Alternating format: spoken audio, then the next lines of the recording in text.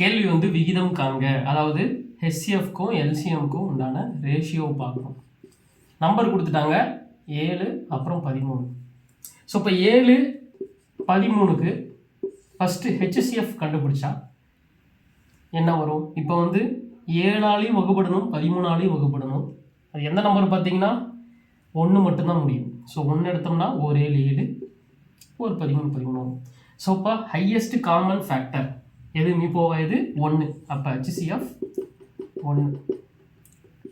LCM கண்டுபிடிக்கணும். LCM கண்டுபிடிக்கிறது same 7 13. LCM பார்த்தாலும் லீஸ்ட் காமன் மல்டிபிள். ஸோ இதுலேயும் எது இப்போ மீச்சியமாக பார்த்தீங்க அப்படின்னா 1 தான் வரும். ஒரு 7 7 அப்புறம் 13. ஸோ இதெல்லாம் பெருக்கணும். ஒரு 7 7 7 13 எவ்வளோ வரும்? 7 13 எவ்வளோ வரும்? 91. ஸோ இப்போ ரெண்டுத்துக்குமே நான் ரேஷியோ தான். ஹெச்சிஎஃப் எவ்வளோ? 1. எல்சிஎம் எவ்வளோ? 91. ஸோ 1:91. இதுதான் விடை. ஸோ இந்த மாதிரி ஷார்ட்கட் இன்னொன்று என்ன அப்படின்னா 7 13ங்கிறது prime number. So prime number வந்தால் ஹெச்சிஎஃப்ங்கும்போது டேரெக்டாக 1 போட்டுக்கலாம். எல்சிஎம்ங்கும்போது டேரெக்டாக இதை மல்டிபிள் பண்ணி போட்டுக்கலாம். அவ்வளோதான் விடை.